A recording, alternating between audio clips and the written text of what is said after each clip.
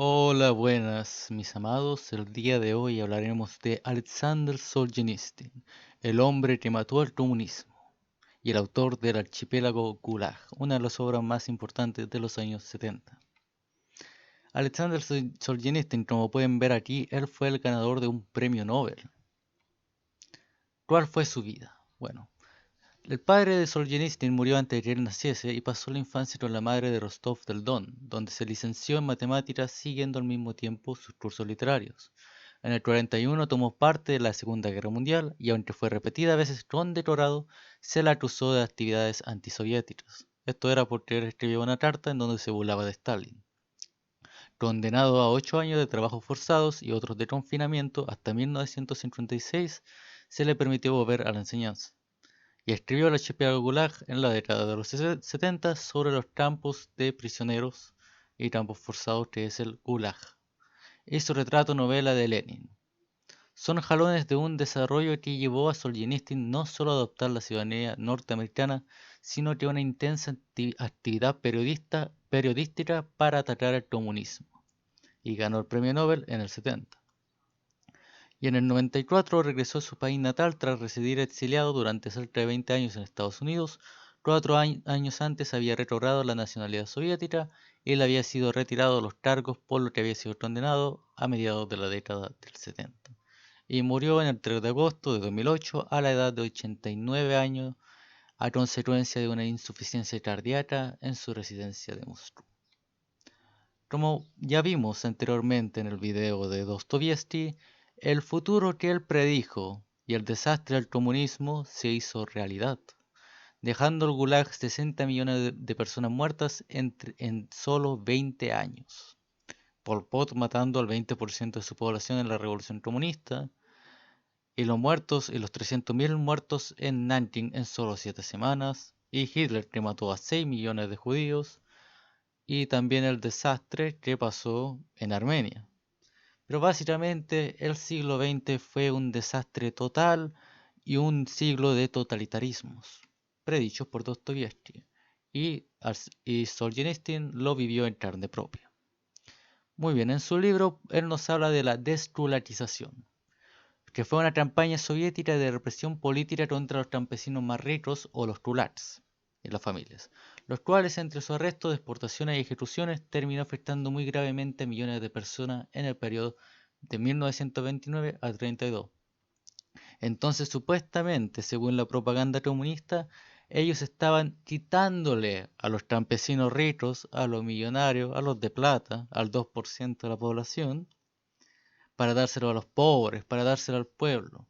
Pero el tema es que eso no fue así. En realidad, no era gente millonaria como decía la propaganda rusa, soviética quiero decir, sino que en realidad era gente humilde que trabajó honestamente y podía vivir bien. O en otras palabras, una clase media alta. Gente que a través de su trabajo podía vivir mejor y no vivir en la pobreza misma. Fue esa gente a la que a la que se desculatizó, a la que se les expropió, se les quitó sus tierras y se les llevó a campos de concentración, a familias enteras. No fue el 2% de la población multimillonaria, sino en realidad que era gente humilde que trabajaba humildemente y podía vivir bien de sus trabajos campesinos. Escribe Solzhenitsyn. Si quien tenía una casa de ladrillo en una fila de casas de troncos o de 2 pisos en una fila de uno, ese era el kulak. Recoge, cabrón, en 60 minutos. No ha de haber en la aldea rusa casas de ladrillo, no las ha de haber de 2 pisos, atrás a las cavernas. Alumbrarse tonteas, esa fue nuestra magna empresa transformadora. Aún no había habido otra igual en la historia. No hemos calumniado a la literatura del realismo socialista. Si que se describe en ella la descolarización, claro que se describe, incluso con mucha fluidez y con gran simpatía, como una cacería de lobos feroces. Lo que en cambio no se describe es una aldea a lo largo de la calle y todas las ventanas clavadas, o como cruzas las aldeas y en un zaguán ves a una mujer muerta con un niño muerto en sus rodillas, o a un viejo sentado bajo una valla que te pide pan y cuando regresas ya ha caído muerto. No solamente eso, sino que mucha de la gente que estaba en los campos de concentración era gente humilde, era gente inocente, no criminales, sino gente que fue metida ahí por una confusión, porque eran kulaks o porque estuvieron en contra del régimen. Debe de ser la primera vez que se produce semejante fenómeno en la literatura mundial de las cárceles. Millones de seres presos que se saben inocentes y que están convencidos de la inocencia de sus compañeros, todos ellos conscientes de que ahí nadie ha cometido la menor culpa. No solamente eso, sino que fue altamente antirreligioso. Despedirlos de su trabajo solo por su fe, enviar consomoles a romperle los cristales, obligar administrativamente a creyentes a presenciar conferencias antirreligiosas, a cerrar con autogenas las puertas de las iglesias, derribar los cúpulos con cable atados o tractores, dispersar a las viejas con mangas de incendio. Y hubo millares de cristianos, partidas y osarios. Pero ¿quién los podrá contar? Perecieron en la oscuridad, alumbrando con su luz cual una vela tan solo por los pasos de ellos. Eran los mejores cristianos de Rusia. Los otros, los peores, tuvieron miedo y renegaron y se escondieron. Es muy repugnante leer en el libro, en el archipiélago Gulag, cómo los comunistas le robaban a la iglesia. No solamente eso, sino que también ocurrió un desarmen de la población. Por el Código Penal, el Estado prohíbe a los ciudadanos la posesión de armas de fuego o armas blancas, pero no toma sobre sí su protección. El Estado deja a sus ciudadanos a merced de los bandidos y a través de la prensa se atreve a incitar a la sociedad a resistirse a los bandidos. ¿Pero resistirse con qué? ¿Con paraguas? ¿Con rodillos de amasar? Y nuestros literatos, y no los menores, decidieron que los delincuentes eran nuestros aliados para la construcción del comunismo. Estos son los argumentos que se esgrimen. Los criminales profesionales no pueden, en ningún aspecto, ser confundidos con elementos capitalistas, como los ingenieros, los estudiantes, los abogados. Estos últimos son permanentemente hostiles a la dictadura del proletariado. Una vergüenza enorme. No solamente desarmaron a la población general, sino que glorificaron al criminal. Decían que el criminal era un anticapitalista, alguien que iba en contra del sistema y una víctima del malvado sistema capitalista que se rebelaba, y por lo tanto era un amigo del proletariado y no una amenaza a la sociedad. Y además, él no es una víctima, después de todo, él no tiene libre albedrío, porque es todo material, según el comunismo. Pero eso no fue suficiente, sino que también se provocaron la muerte de millones de personas, miles de personas en construcciones públicas. Por ejemplo, el canal Belmor se construyó en tan solo 20 meses sin apenas maquinaria, solo con el trabajo manual de cientos de miles de personas inocentes. Y Solzhenitsyn elevó la cifra a 300.000 en su obra. Y el canal se construyó para unir el mar Báltico con el mar Blanco, atravesando 3 grandes lagos, con un total de 227 kilómetros. Cada vez vemos viendo más claro, de modo que ese canal le es tan necesario a esta línea al pueblo que ni un copete en divisas. Así es, que trabajen simultáneamente 100.000 hombres. ¿Qué mejor capital que ese? Y a entregarlo dentro de 20 meses, ni un día más. Allí es donde se enfurece uno con esos ingenieros saboteadores. Los ingenieros dicen, construiremos en hormigón. Y los chequistas responden, no hay tiempo. Pero los ingenieros dicen, hace falta mucho hierro. Y los chequistas responden, sustitúyalo por madera. Y los ingenieros dicen, necesitamos tractores, grúas, maquinarias de construcción. Pero los chequistas responden, no tendrán nada de eso, ni un copete en divisa. Háganlo todo a mano. Y en esto consiste la grandeza de esa construcción, en que se lleva a cabo sin ayuda de la técnica moderna y sin abastecimientos de la nación.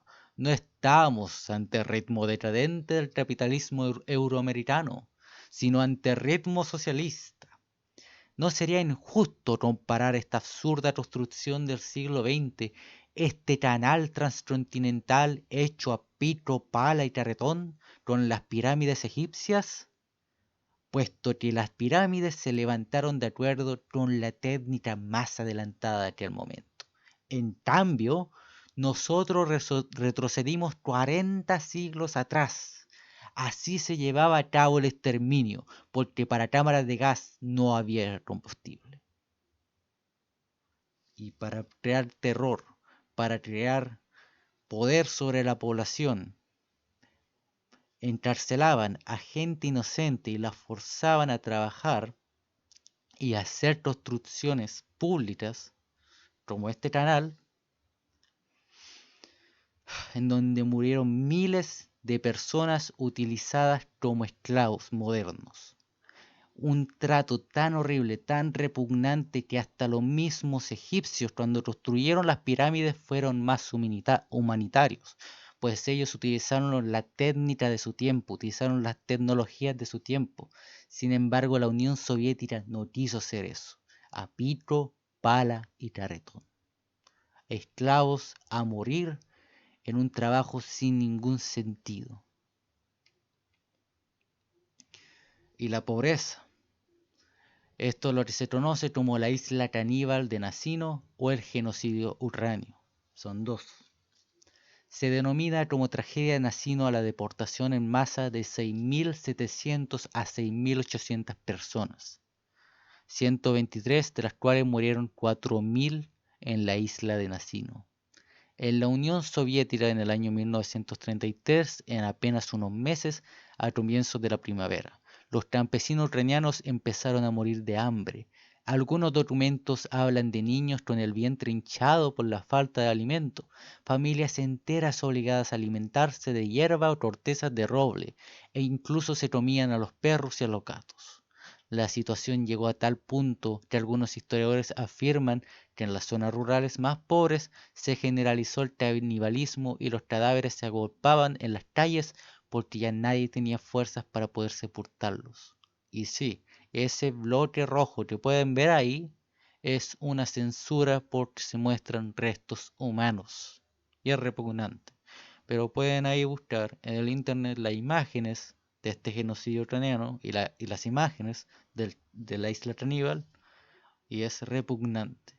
Gente inocente enviada a una isla a trabajar como esclavos y ni siquiera se les alimentaba, sino que se les quitaba todo lo que tenían.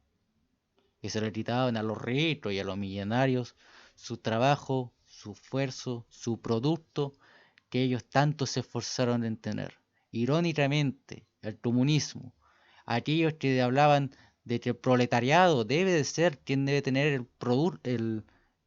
su producto y no el malvado capitalista que lo explota, irónicamente ellos lo explotaron a ellos mucho más que los capitalistas, porque no se lo daban al proletariado, no era para el pueblo, no era para la gente, era para el pueblo, el proletariado. Pero ese pueblo, ese proletariado, era el Estado y no la gente, no la sociedad. Y se le quitó a la sociedad para dárselo a un Estado asesino.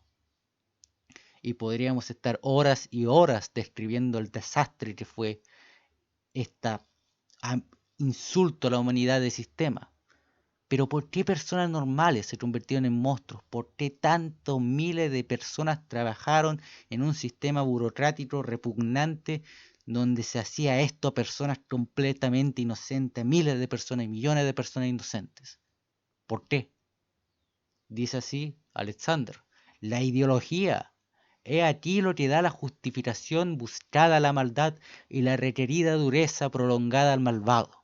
La teoría social que ante él mismo y ante los demás le ayudaba a blanquear sus actos y escuchar, en lugar de reproches y de maldiciones, loas y honores. Así los inquisidores se confortaban con el cristianismo, los conquistadores con el engrandecimiento de la patria, los colonizadores con la civilización, los fascistas con la raza, los jacobinos con la igualdad, la fraternidad y la felicidad de las generaciones futuras. Fue gracias a la ideología El siglo XX le ha tocado conocer la maldad cometida contra millones de seres humanos. Es algo que no se puede refutar, orillar, silenciar. ¿Cómo nos atrevemos entonces a insistir en que no hay malvados? ¿Quién aniquiló entonces a esos millones? Sin malvados no hubiera habido archipiélago. Y es por eso que debemos condenar públicamente la idea misma de que unos hombres puedan castigar cruelmente a otros. Cuando tallamos el mal, lo metemos en el cuerpo para que no se asome, lo estamos sembrando y 1000 veces volverá a brotar en el futuro. Si no castigamos y ni siquiera censuramos los malvados, estamos haciendo algo más que cuidar su miserable vejez. Estamos socavando por debajo de las generaciones futuras todas las bases de la justicia. Por eso crecen indiferentes, no por la débil labor educacional. Los jóvenes asimilan que la vileza, que la maldad jamás se castigará en la tierra, que se ayudará a prosperar. Qué incómodo y qué terrible sería vivir en un país así. Y es por eso que cada uno de nosotros, empezando con nuestra familia, con nuestros amigos, con nuestros conocidos, al extraño y finalmente con el asesino y con el violador, hemos de vivir de tal manera que condenemos la idea de que se puede abusar, castigar, asesinar, maltratar a cualquier ser humano, de que no es posible y que se ha de censurar completamente eso, y para eso hay que castigar al malvado, pero no castigarlo con su muerte, sino para buscar su arrepentimiento, pero nunca excusarlo, jamás. Y esto fue lo que aprendió Solzhenitsyn, es que todos somos culpables, ni uno solo se salva. No será el problema fundamental del siglo XX, si es lícito cumplir órdenes confiando la conciencia propia al criterio de otros. ¿Es lícito no tener una concepción propia del bien y del mal e ir sacándola de los reglamentos impresos y de las órdenes orales de los superiores? Recordemos lo que pensaba decir Vasily Blasov a su verdugo en el año 37. Solo tú tienes la culpa de que se mate gente. Tú solo cargarás con mi muerte y vivirás con ese peso. Porque si no hubiera verdugos, no habría ejecuciones. Y si no hubiera tropas de escolta, no habría campos de concentración. Ese es el secreto que aprendió Solzhenitsyn.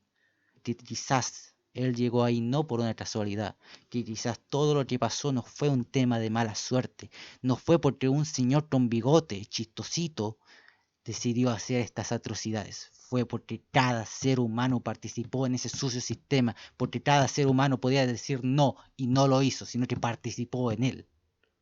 ¿Y qué decir entonces de nuestros verdugos manifiestos?